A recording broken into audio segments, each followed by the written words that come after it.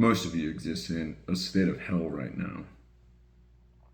Your mind, your body, you're resonating with suffering, right? Why is this? Why is this happening?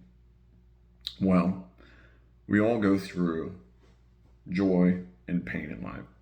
Some more of one, some more of the other. And a lot of people, they don't know what to do with this pain part of life. What they do is they numb it. And they end up just existing in that suffering. They don't realize that that pain that they're feeling is a motivator. And what they have to do is allow it to sit inside of them and actually move them into a heavenly state, bliss. Now, some people say heaven and hell is where you go when you die. That may be so, but here on earth, you can definitely take one foot and set it into heaven or hell in, let's call it the spirit world, while keeping one foot here in this plane. And when you die, very well, that one foot can move into the other place, according to with what you're aligning yourself with. So here's the thing. Day to day, a lot of people, they wake up, they go through their job, they do whatever it is that they do, school, etc. And in their pain, they do something to make themselves feel better. They watch TikTok, they drink beer, they do drugs, they waste their time away and try to just ignore this pain. like they have a knife in their back, and instead of pulling it out, they just take some type of pain medication. Well, here's the problem with that. That pain you have is only going to worsen your state of existence, and it's going to taint your reasoning and how you act in life. Okay. A lot of people in this state of suffering don't know how to cope with it and don't even understand what's happening, right?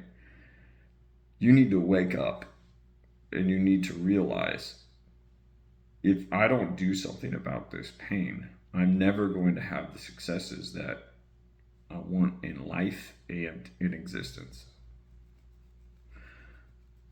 So for starters, you can't change who you are and you can't resonate higher until you take care of your base problems.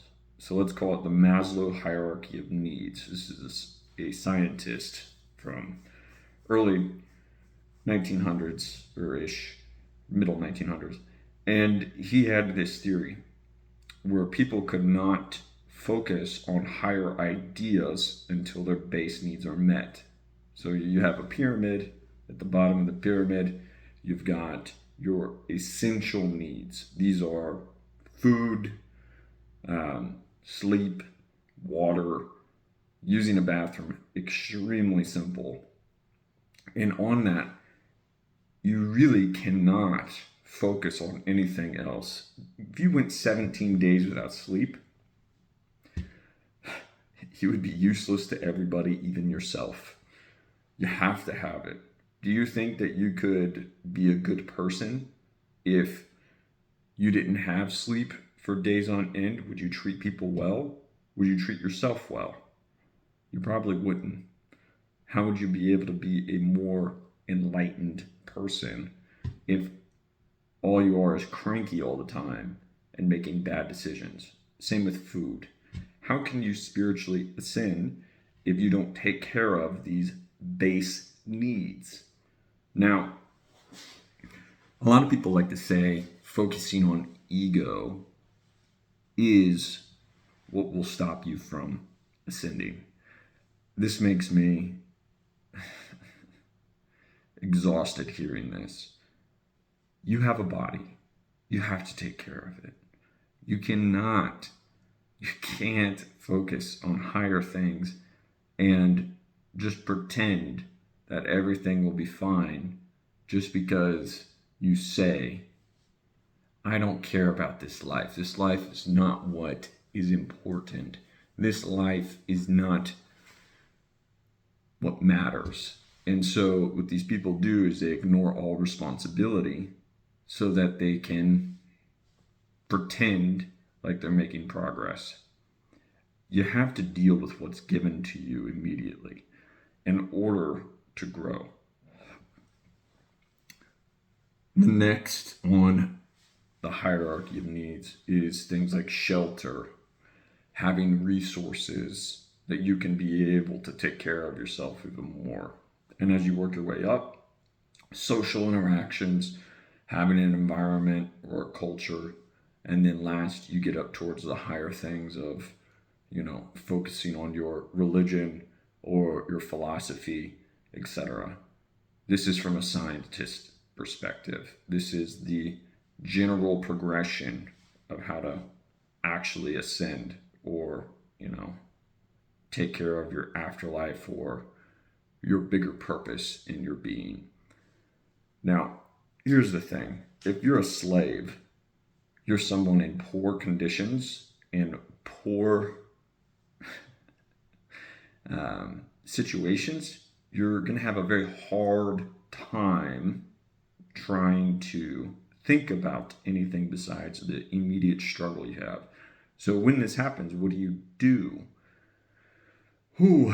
You do something that makes you feel better. But here's the thing. When at night you go home after a hard day's work and you sit down, you're in kind of a dead-end job or something, you immediately flip on the TV and you start drinking. You have unresolved issues that you're ignoring. And these underlying issues, right, are not going to get fixed. They're only going to get worse. And while you're numbing yourself, you're going to resonate more with those problems. And what's going to happen is you're going to end up in a place that's going to be worse off. Now look, let's say there are forces of evil, right? And they are against life. They would want you to suffer more so that you cannot ascend, right? Now, these things, they want you to feel that pain so that you can't connect more with a higher being. They want to block you off. In the past, in religions, they call these things like demon possession. Alcohol is referred to as spirits, etc. Now look, I'm not completely against using those things at all, but you definitely need to use them very correctly for very specific purposes. It is not a lazy thing to use because you will use them to avoid whatever it is that you're needing to face to move forward. Okay, so how do you get out of this hell state where you're just suffering and suffering? Well, a lot of you would say, well, this is obvious. Just stop doing those things. Good luck. Most of you aren't strong enough to do that. You don't have the ability to just cold turkey quit whatever your crutch is. It's not going to happen. Maybe you have trauma from childhood, things that you're not addressing, or you have extreme internal image problems that stop you from having the courage or the faith that you can do something. Okay, you're going to have to wean yourself off of whatever it is. Maybe you watch 6 hours of TV a day, like the studies show the average American does. You're going to have to, whenever you get done with whatever your requirements are for the day, set aside time. Do not do any of these numbing things and sit, right? Why? You have to sit there and you have to feel your anxiety in that moment And suddenly, the things that you've been ignoring will be running through your mind nonstop. You'll be forced to confront them. Maybe you want to sit and write down your thoughts that are going through your head in these moments. And you want to start to realize this thing has been bothering me quite a bit. And I have been trying not to think about it.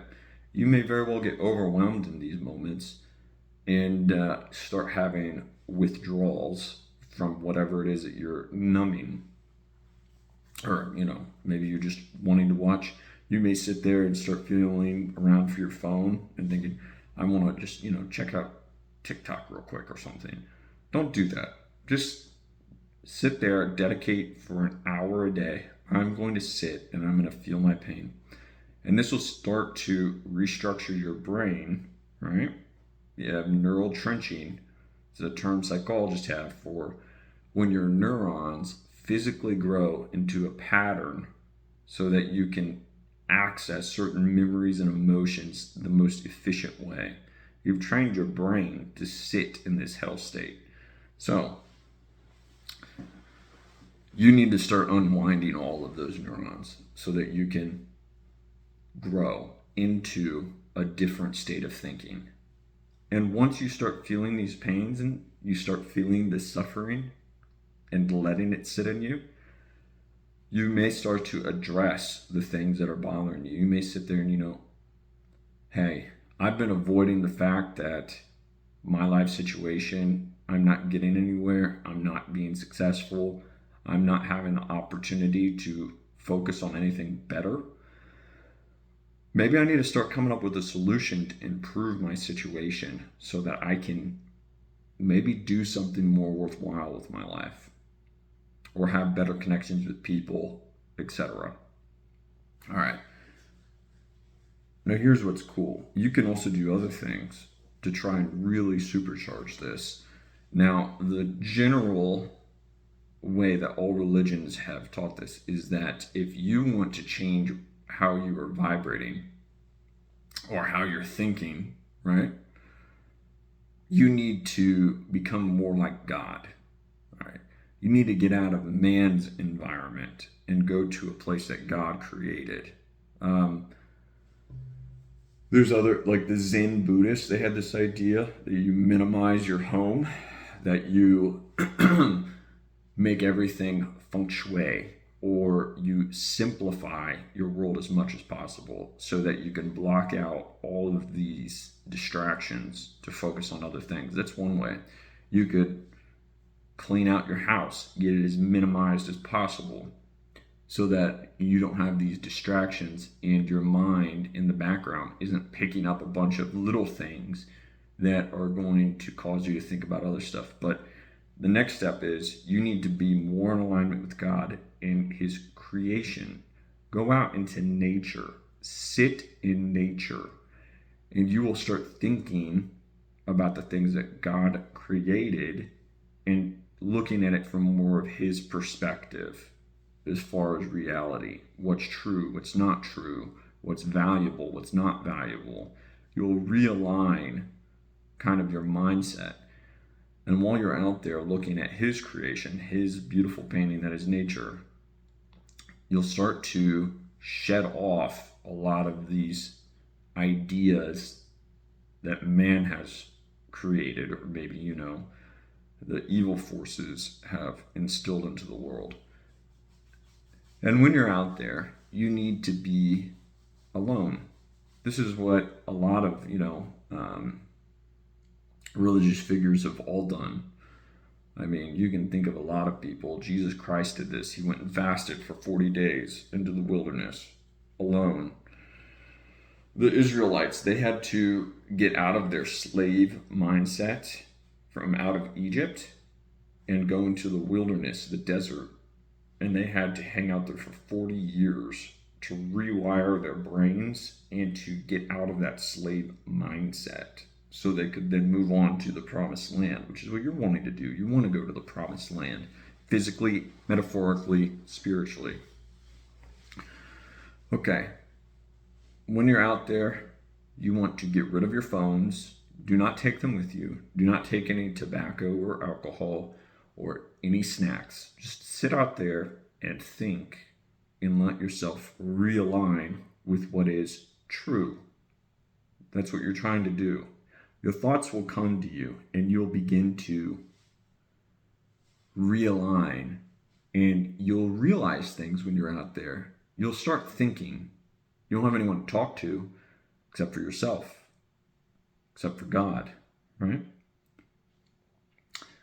If you really want to do this well, you can fast. You can fast, and this will clear your mind even more. Well, your sugar levels won't be spiked. You won't have any crashes from insulin. That's one reason. You won't have any energy going towards digesting, taken away from energy that you could be using to think. You want that clear form of thinking. You're in a form of ketosis, and your body gets more energy from fat burning than from sugar burning, which is a short, chaotic rush. Okay. If you can do this once a week, and you can sit, let's say on Sundays, make this your day for religious practice or, whatever, enlightenment, and you can use it to restructure your brain, it will take weeks, if not months, probably. Maybe some of you lucky will get it faster. And you'll be able to start changing who you are and focusing on more of the higher matters of life. This is a very practical step. This is something that can help you to get out of this hell that you may exist here on this earth. You want to be paired with heaven. Jesus said, you will know a tree by its fruits, right? So, if you want to be someone who goes to heaven, you have to act as if you are already in heaven. Meaning, if you want to be something that bears good fruits like apples, you have to be an apple tree. Okay? That's it for today's video. Thanks for watching. Have a good one. Bye.